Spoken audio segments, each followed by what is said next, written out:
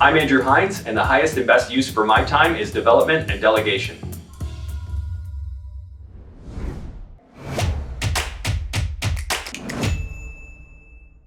Thanks for tuning into the Highest and Best Use Real Estate podcast, where we talk about techniques to optimize your land, structure, skill sets, and time, as well as the highest and best use principles to make your business more profitable, productive, and efficient. I'm your host, Ryan Carr, reminding you that good deals are found, great deals are created. And today, Andrew Hines is on the show. Andrew Hines is the owner of AMH, AMH Builder? AMH Homes? Fine Homes, AMH Fine Homes. AMH Fine Homes. Andrew Hines is here. Yeah, he's a builder developer in Canada and also the US, and I've known Andrew for a number of years. So Andrew, thank you so much for being on the show. Thanks for having me. I'm so excited for this. It's so funny because I'm usually being interviewed by you on your podcast, which is always fantastic. And now today the tables have turned. So thank you for being here. Yeah, thanks for coming on my show as well. This is great. So what I want to do today for the listeners, I want to talk about some of your highest and best use projects that you have on the go. So both in Canada and in the US, because like we said in the intro, you're building on both sides. I think you did some townhomes in the past. I think you're doing some new builds in Florida right now. So I'd love to talk about that and see what makes them highest and best use. Yeah, so I mean, I've done a lot of work as a contractor for building. A lot of what I've done in Canada, townhouses, subdivisions. Now I'm doing 126 house subdivision plus servicing on 5 phases, and that's all done as a contractor. So I sort of got into this world unintentionally when I was doing my own additions. I was adding additions to student rentals.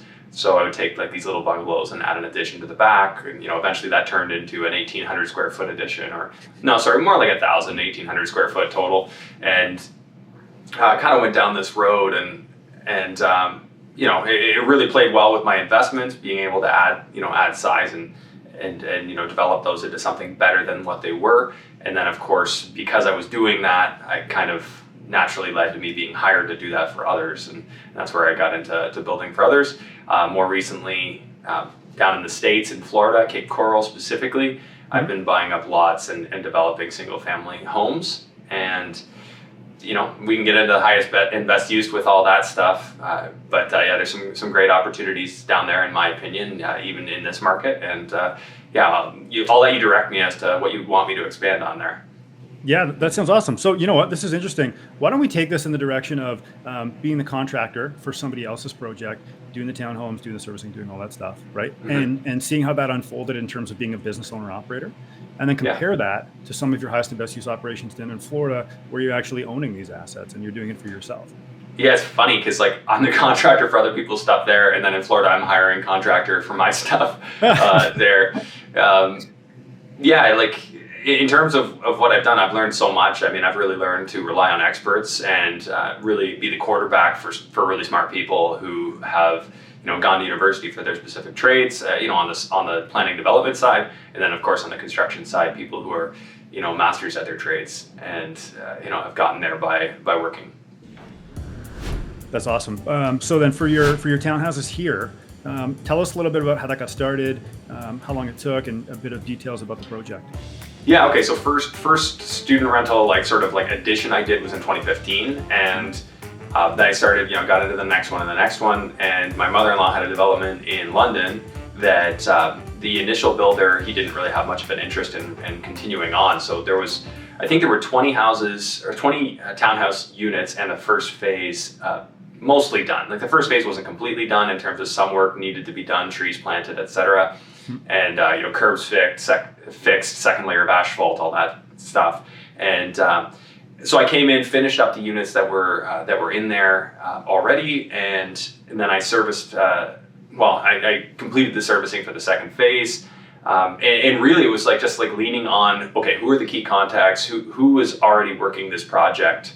And I spent months just going through old invoices for the project, finding out who had been working on it, calling those people, making connections. The planning engineer, the engineering consultant, was really critical for that because he'd come right on the site, and he was the expert I leaned on for all that, which I didn't know, which was a lot. And I consider myself a pretty good manager of people. I'm pretty good at getting the most out of people who work for me, and that was really an exercise in doing just that. I learned quite a bit about construction, in my projects, carried it into this. I knew nothing about servicing, that side of the business, but I learned quickly, and it was really, about attention to detail, staying on top of things, staying on top of people, and then deploying the team that I had built up on the construction side and using them in conjunction with the people who used to work on this project as I took it over. So that one went successfully. I think it was there for about a year and a half, completing 27 townhouses plus the 20 that were started, so 47 in total. And then also completing the servicing and getting it to the point where the engineer was ready to start, his final bit with the city to get the site plan closed out. Yeah. So you were basically picking up a project from somebody else. That's tough. Yeah. And it had a bit of a reputation for going slow because Carmen had bought it from the original owner who had gone bankrupt. So they had already seen it. It was started and sitting, and then the builder that was working it before I took over. It was very slow getting started because there was all kinds of engineering reports that were needed because the existing building sat so long in between owners. So it just went slow, and then when people are like, oh, that's that project that went bankrupt, we're like, no, different owner, different group. But we're kind of overcoming that in the mix of things too. So but I feel like all those things can be cured with tenacity, like just staying on top, having conversations with people, regularity of conversations. Where there's a will, there's a way, and that's just how I looked at it. I'm like, I've seen enough incompetence in the industry, and I'm not trying to put people down. I've seen people who don't have that much savvy get a lot done, and it gave me a great degree of confidence that I'm like, I'm not the smartest guy in the world or the most capable, but I know I won't quit, and I just stuck with it. Yeah, I mean that's so important, right? To actually be able to stick through something, even if it's difficult, or it's difficult because you're learning it for the first time, or even if you know what you're doing and it's still difficult. To be able to see something through is so important. You said something really interesting there. You basically picked up a project that sat. Did the building heave, like all these engineering reports that you needed? What did that entail? What was that about? So the initial builder, he actually took over. So not the old owner, but the initial builder that took over kind of did that. All I know is from like the outside, I would drive by that project pretty regularly before I was even involved in it. And I would say, hey, what's going on with this? That building's still sitting there. Oh, we're waiting for, reports on the structurals. I mean, I wasn't there specifically, but I'm assuming they had an inspector go through, an engineer go through and, comment on, all the lumber, because it wasn't ever closed in. So you have all these posts that were framed. It did have a roof, but there were no windows. So, there's going to be a natural amount of rot. So they had to get a couple of things. I know they had a foundation crack they had to get taken care of, and that's just by chance, right? Foundation cracks could happen anytime. But, it sits through a window, or sorry, a winter, yeah, like you said, was there heaving? Apparently not, because that wasn't something that I would have witnessed them having to fix, fixed a footing or something like that. So that didn't happen. So did you have to take this project end to end? Once all of that got done and SPA was good and the servicing was good and all that stuff, did you have to take it right through to completion? Yeah, I took it right through. Yeah, right down to the sodding and little sidewalks and all that stuff. And my process is like there's still a work in process to get better and better. Bringing in better planning tools so that we can schedule things. Like a lot of things happen in my head. I'm like, okay, well, we're at this stage. I need to call this person. Well, when you have like 27 units, it's funny that actually still works. Like me and my site supervisor, like we just work really well that way. He knows the cues. Like when a unit reaches this point, call the next person. So we spent a lot of time, me, teaching him and working with him to educate him on this is when we call the next trade. We get them queued up 3 months ahead of time. But yeah, there's definitely room for me to continue to improve that so things can go a lot smoother without my regular involvement. That's good. So can you tell us, I want to pick up on that in terms of like efficiency on the job site and things like that in a little bit. Can you tell us a total timeline, how long it took to actually get this thing from start through all like the mucky water, whatever, to completion, actually turnkey unit? Yeah, so that one I started, so we started having conversations right around mid-summer 2016. Hey, Andrew, like, do you want to take over phase 2? So phase 1 was sort of mostly done.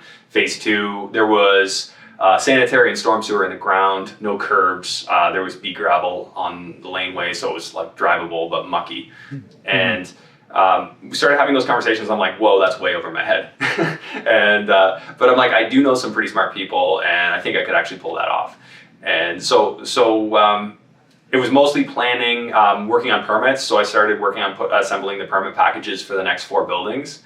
And at that point, we were still working on some site plan stuff with the city because they had a capacity limit on sewage. So the project was approved, but they're like, we don't have sewage capacity, so you can't actually complete these units. But right in that summer period, we got that approval, so that restriction was removed.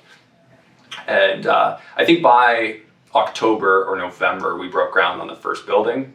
We built right through the winter, the blocks of 6, 7, and 8, and yeah, just like I said, I assembled, phone calls, endless phone calls, assembled a team of excavator, foundation, forming company, surveyors, people who had worked on the project, people who hadn't, just talking to everybody and about everybody, and pulled that together. And so from, I think November was the date, and I could look back at my photos, and then we finished up, mostly done by the following December, minus odds and ends. And then it was into the spring of 2018 where we were like, sawed down, everything looking like a community ready to clean up, final coat of asphalt.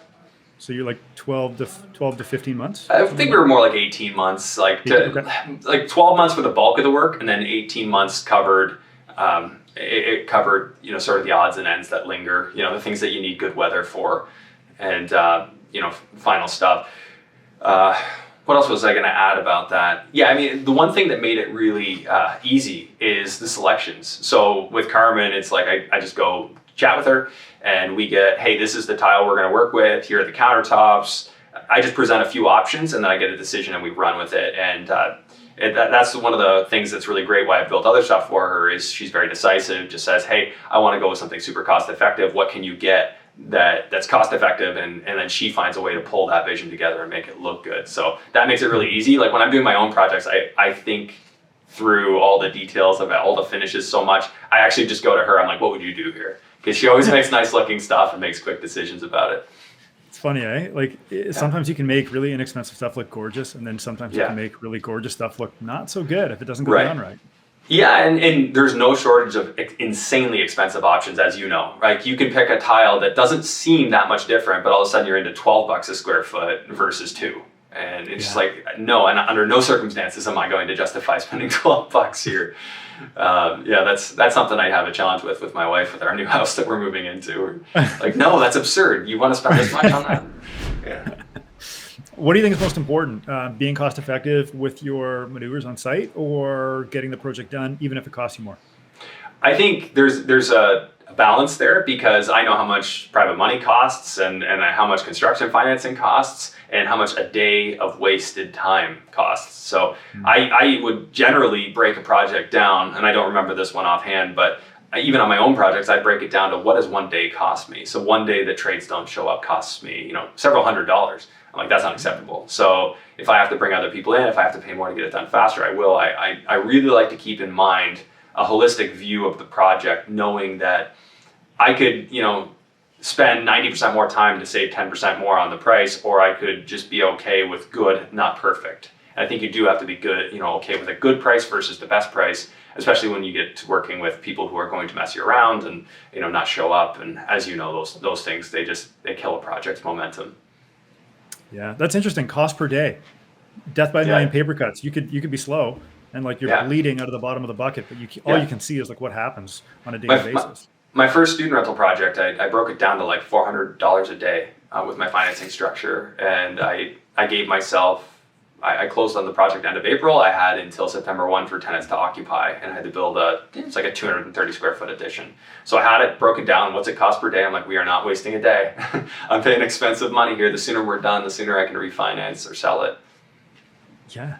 Wow.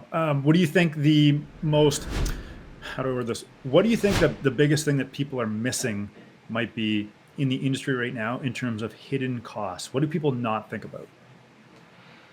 That's a good question. I mean, what perspective? What type of people? People who are in our space, or people who are looking at development as a concept and don't know anything about it? Yeah, from the financing side. So like builder, developer, things like this. What do people not see? Like what does the general public not see that's happening behind the scenes when they drive by a construction site and either see activity or don't see Yeah. anything happening at Oh, all? I don't think they know anything about it really. I mean, they don't know what goes into all the engineering studies. Like for instance, like noise and shadow studies and all this stuff that you have to do for site plan. When I first heard about this stuff, I'm like, are you kidding me? Neighborhood character studies. Like we have to do all this. Like you get to dictate what I can do with my property. That stuff was all very shocking to me. The amount of studies and the amount of money of your money that they'll spend asking you for things is something that I don't think many people are prepared for unless they had, somebody like yourself, Ryan, sharing with them the wisdom about the industry and how it all goes. So yeah, that stuff is all very surprising. And then I think, development charges, the concept, like I don't think people understand, like they just think that you're going to pay your property taxes and that's how the city wins. That's not really how it goes. I mean, they make a lot of money off of development charges. And that's one of the things that I think, like as a developer, looking at land where you can develop cheaper, like I've looked at projects and been involved in projects where the development charges were almost nothing, and then other ones where development charges were quite a bit more. Not like Toronto, $100,000 a unit, but 30, 40,000, getting into that range. Man, can you imagine 100 grand for a unit? Yeah, That's it's more incredible. than that. I don't know the exact number, but it's insane. Yeah, but I mean, like some cities in Northern Ontario have no development charges, zero. Yeah, exactly. Like in Plimpton, Wyoming, where I was building, it was almost nothing. It was like, I don't know, 6-7 grand or something. It's been a while, but it's wildly less. Yeah.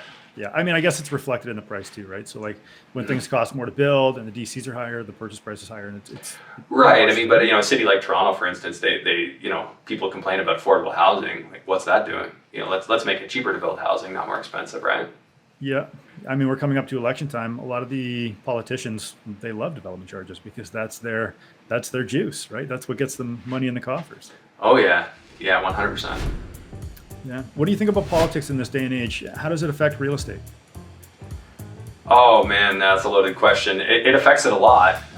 People would ask me to predict the market all the time. I'd go on Mark Loeffler's show. We talk about, predicting where's the market going, and my comment was constantly, well, I can't predict what people who are wildly unpredictable will do. With all everything happening, I was well aware of the inflation problem that exists, and my thought was, like, I'm not sure they're actually willing to do what it would take to control this inflation, because it would take like 10% plus interest rates. We'd have to get into that territory, because look at history, look at the 1980s. And I just didn't think they'd go there because of the level of government debt and the level of debt of consumers and the population in general. And then recently I've seen they kind of flipped, because you had the narrative when lockdowns started, where it was very much let's take care of everybody. Here's $2,000. Hey, you need a line of credit so that you can make your business survive. Here, take it. Let's just drop rates to almost nothing, even though we're locking you down by force, so that it won't do any good. You'll just have more money on you, and you can spend from home.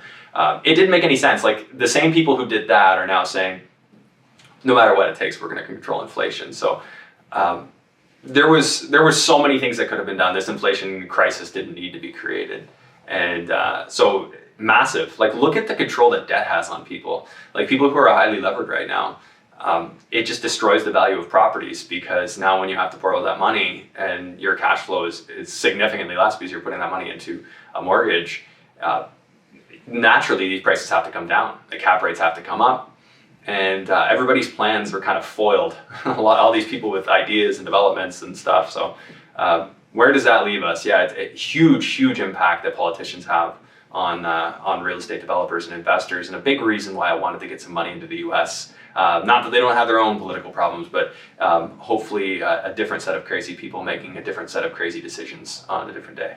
So in terms of the market, like, how do you think politics is actually affecting the trajectory of the market up or down in terms of things like interest rates or printing money? How did you see that pre-COVID? How did you see that during COVID? And then how do you see it today? So, yeah, I mean, initially, like pre-COVID, I think that deficit spending, like we tolerated it. There was, a bit of a deficit, like less than $20 billion a year. And now, hundreds of billions has been made acceptable. And as long as that printing press goes, inflation will never stop. So, I mean, the inflation that they have now will eventually fizzle. They won't need to jack interest rates to the sky if they just stop spending like that. and correct the supply issues. Hugely driven by supply issues. It's not nearly as much of an inflation crisis as it is a supply crisis, which is driving prices up artificially. That being said, the inflation's still there. So that my look early on was, I said, hey, you cannot tell people to stay home and then restrict the supply of goods and services into the market and then print money. That's just a recipe for disaster. I literally listened to my podcast episode at the beginning of April 2020 where I called this out. I'm like, this is a really bad recipe. Sure, yes, people are getting sick and people are dying from this. However, way worse things come out on the other side if we don't change things. Talk to your MPs. I was having this conversation back in April 2020 on my podcast, telling people to contact their MPs. During the lockdowns, I just kind of gave up on it. I just concluded we don't live in a serious society. No serious people who actually use their brains would do this from a decision-making standpoint. It's so destructive. And now looking at it, now it's like fallout. Now we're dealing with everything that they did. And they'll drive these real estate prices into the ground, I think. I think they're willing to. It's concerning. It really is. I hope it doesn't get there. I don't think it gets there overnight. I think that we're going to watch a steady decline as they continue to raise interest rates rather than just fixing the problem of supply, which would cause prices to go down and make inflation look less so that they wouldn't have to increase interest rates. However, these aren't people that are, if they're not logical, maybe they are logical and they're choosing, just not to use logic, or maybe they're just incompetent. I don't know. I don't know the answer to all of this. It concerns me. I generally just want to tune it out. I just generally want to make sure that I'm good. I think that it's prudent to reduce debt in today's day. I think most people are on the same page with that. It's going to be an unprecedented future, something like we never could have seen. I do think there's incredible opportunities coming. Buying opportunities are going to be insane. Even right now, there are people who need to sell, and things just aren't moving fast enough. And they take. Oh my gosh. I heard they're forecasting potentially another 3/4, 75 basis point interest rate hike next week. We're recording this at mid-October 2022 right now, so they're potentially forecasting that. Who knows what could happen? That could mean an interest rate for a commercial mortgage of between 5 and 10%. Yeah, and historically that's fine, but historically we didn't have this level of debt. Right. In the 80s, people had mortgages of $30,000 to $50,000. Right. And then they were almost broken by 12 to 15% interest rates. And now we've got people who bought houses, $1.5 million 6 months ago, and that house is worth $800,000. That's underwater, and they're handcuffed to it. So not a good thing, and it's entirely done by politicians. I guess you can't put it all on them. Our decision making went into it. We knew, and we just have to kind of navigate our way through this now. And willpower is stronger than anything they'll do. So it's up to us to navigate through it and make the best opportunity we can out of it. Like you said, great deals are created, right? For sure. Dude, even look at the CEBA loans. The CEBA loans are going to be coming due end of 2023. All of these small business owners that took 1, 2, 3 CEBA loans, however many they could get per however many corporations they had or whatever their circumstances were, that's pretty substantial. That's a big pie to have to give back and pay back on time. Otherwise, it converts to a term loan, which further increases the interest payments. Think about the people who took mortgages back in 2018, 2017, and sub 3, 2.5. They stress tested at 5.29.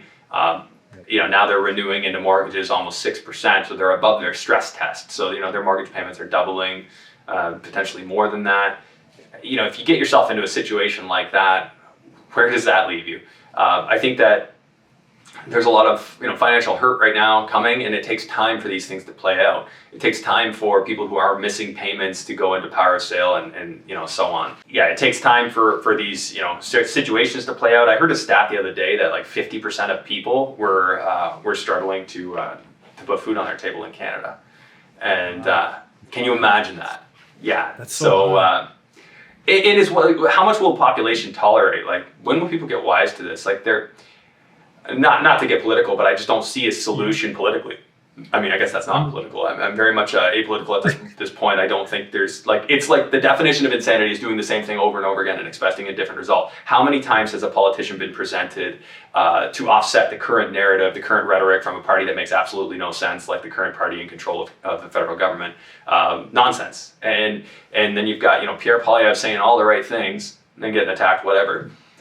I don't see a solution there. I was reading a book just the other day about promises that the Liberals made back in 1993 and 94 to get rid of GST. They're like, oh, GST has to go. That was their whole platform. They got into office and immediately they just backtracked and said, nope, there is no political solution. Like that's the truth of it. So, I mean, the more we can just separate ourselves from the system and be completely non-reliant on them, that to me is where we need to go. What are your thoughts on UBI, Universal Basic Income? Last question on politics, then we'll get back to Yeah. I mean, that's a great recipe to destroy a country and take it down a socialist spiral. We are short right now people who actually want to work. Give people something to chew on mentally here. How many people in society work in a job that actually create nothing but a fiction, right? Like, I respect the work that goes into being a doctor's not a good example, but an accountant or a lawyer. Both those people work inside of a fictional system that was created in somebody's head, an accounting system. Fiat currency is fiction. It's not even backed by anything real. Lawyers push paper. Not that they're highly educated, not a comment on any of that. And we need them, like I work with them, not any comment about that. In the system, we need them. But they don't actually create anything. Imagine if all the people, like I'd say at least 50% of society doesn't actually do anything. We don't physically create anything on a daily basis. But we got your blue collar, that segment is shrinking.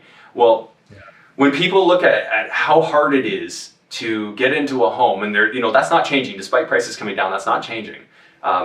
They start to think, what's the point? We already have a number of people thinking, what's the point? How am I ever going to get ahead here? Then you throw UBI on top. Now all the people who would have worked, they're not working. So the what's the point mentality goes up even higher because people look at it and they say, well, you know what, I could work this job and make $15 an hour, or I could just collect UBI, spend a little bit less, play a few more video games in the basement and don't go out for dinner quite as often, and we'll be fine. It's absolutely just one more signal that you need to work on yourself and your own self-reliance. I think that we all need to be able to completely take care of ourselves because this system is presenting more and more of an obvious risk. Like it's telling us that crazy people, you're relying on crazy people. So the best thing you could do is not need them. And that's really the sentiment I'm walking away with is everything in my life. I'm trying to think, how do I make it so I don't need this system in any way, shape, or form? Good point. I like that. Okay. Back to real estate. I like tech and politics sometimes. Yeah. Now we got to go back to real estate. So, real estate, Florida. What's going on with Florida? So it's gone well. I mean, we got hit by a hurricane, like right through the eye of it. I mean, what are the odds?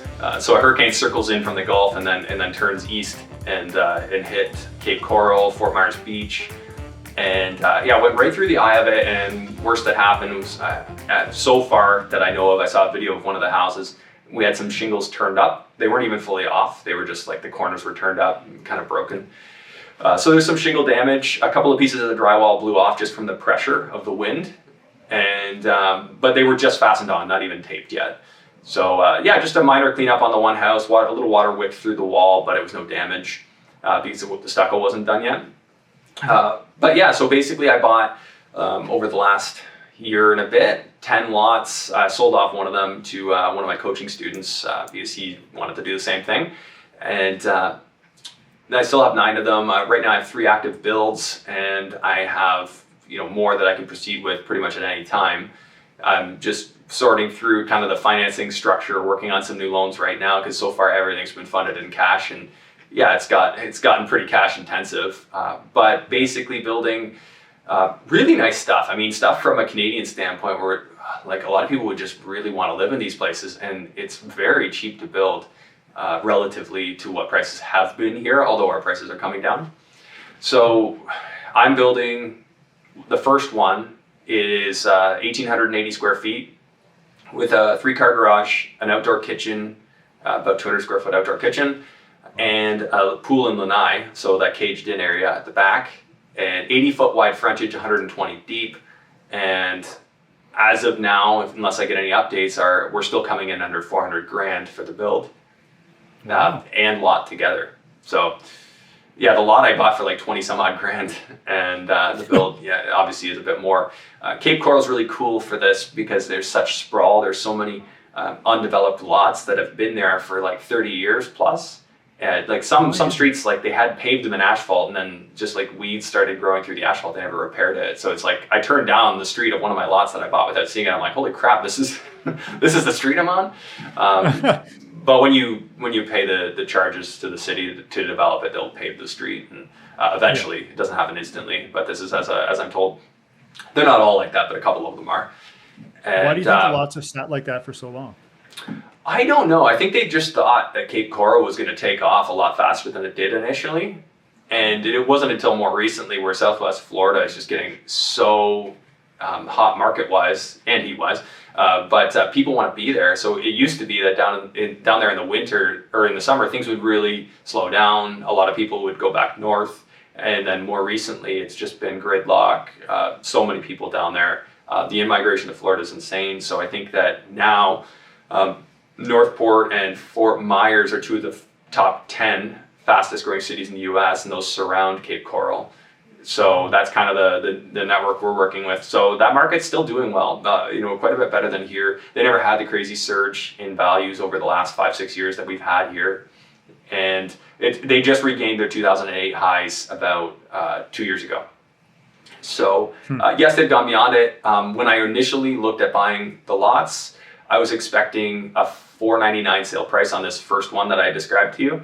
And that went up, that estimate went up to a listing price of just around 600,000. So 100 grand over the process of me planning and finally getting to the point of permit and building. And then now that's come back down to around 550, 560. Right. So still up on my original expectation. And there's plenty of buffer in these projects. So it's a nice scenario to be in with these ones.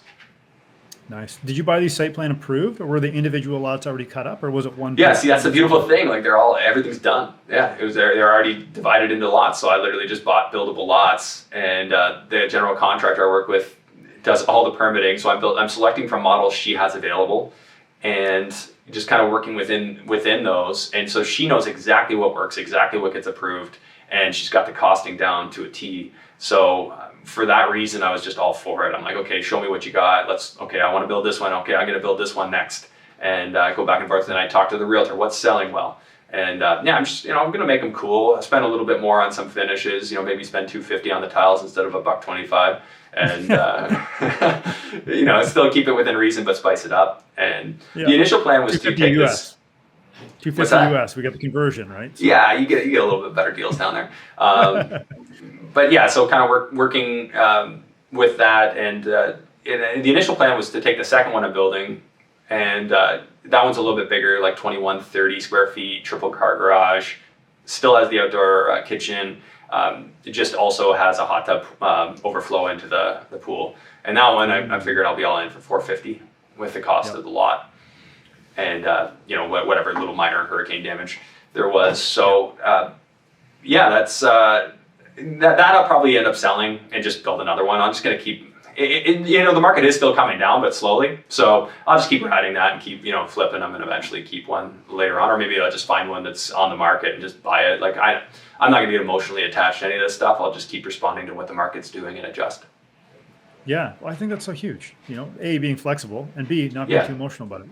Yeah, some people are so stuck on things. Like, this is my dream home. Like, it was going to be like, Jordan and I would, maybe use it when we go down. And although we have a family home down there, but, number one, Airbnb it. And, kind of just use that as a secondary place if we ever needed a place to stay outside of the Naples home.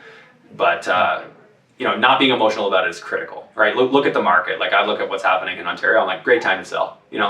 If you got something, a better time to sell was 6 months ago, but I think that, there's still an opportunity to sell now and buy back 6 months in a year's time and win. And no one has a crystal ball, but that's where my head's at. Interesting. Highest and best use of time. Obviously it's not going down there every 2 days, and you've got an awesome team built out now. How did that come about? Yeah, Okay, so I went to a meetup. Jordan and I went down in January 2021, and we spent 3.5 months down there in Florida while the lockdowns were happening in Ontario. We just wanted to get out and enjoy. This was pre-baby, so we could do it a lot easier. And so we wanted to enjoy our time, and we went down there. Things were fully open. We kind of did what we needed to do work-wise from there, and I was looking up meetups. So I looked up real estate meetups. Finally, I found one in Fort Myers, and I just started going to it. They had 2 meetings a month. I would go to them, talk to different people. I heard a guy named Dave get up on stage at the end of one of the meetings and say, "Hey, this is what I do." He described his numbers and said, "Hey, you can JV with me on these new builds, and you put in the first installment on the construction, the general contractor's construction draw, and pay for the lot, and I'll do the rest. I'll guarantee the mortgage, all that." So I said, "You know what? Yeah, we're gonna do it." I met him, shook his hand, I said, "I don't know, I don't know the details, but let's do one."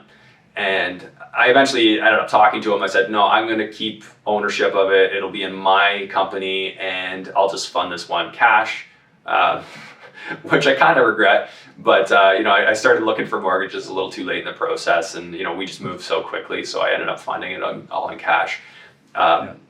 And basically, I just figured that's how I get experience, because the lenders down there want to see that I have experience in the US. They think that what I've done in Canada is irrelevant, or maybe, at least that's what they say to me. Maybe it impacts their decision to want to lend to me a little bit. But so because of that, I basically just said, okay, I have to have my name on it. That's why I couldn't have Dave do it. I had to have my company, like a HUD statement showing, the closing with my company, my name. And now I can use that to get loans in the future. So that was sort of why, the first one, I figured it was going to be a little tough to get loans, the first one, but down the road, it'll get a lot easier once I can show that, hey, I've done this and I am doing this. That's cool. So your construction financing for future would be based on past experience, saying like, yeah, I've done it before. I'm legit. These are my lots. These are the properties that I've built. Here's some photos of it selling, like all of that stuff. Yeah, they literally want to see the HUD statement, which is your closing statement with the title company. They want to see what you buy it for. They want that one, and they want the one you sold it for. So you can you paint them the picture by sending them both. And then they want the construction budget, see how much I spent, see that I'm profitable, and then decide to give me a loan. That's cool. That's really cool. Like just the fact that A, you're going about a project that's actually profitable. Right. And B, you're also putting a bunch of building blocks so you can build that bridge for the next thing as well. That's almost just as important. Yeah, absolutely. So it's been an interesting process. I love it down there. I can't wait to get back down there, but we got a 10-month-old almost. So just figuring out how we get down there with him. But we'll be down there hopefully in the new year. Awesome. Andrew, thank you so much for coming on the show today. It's really inspiring to see what you've done in Canada with larger scale construction projects, and then working your way down to the US.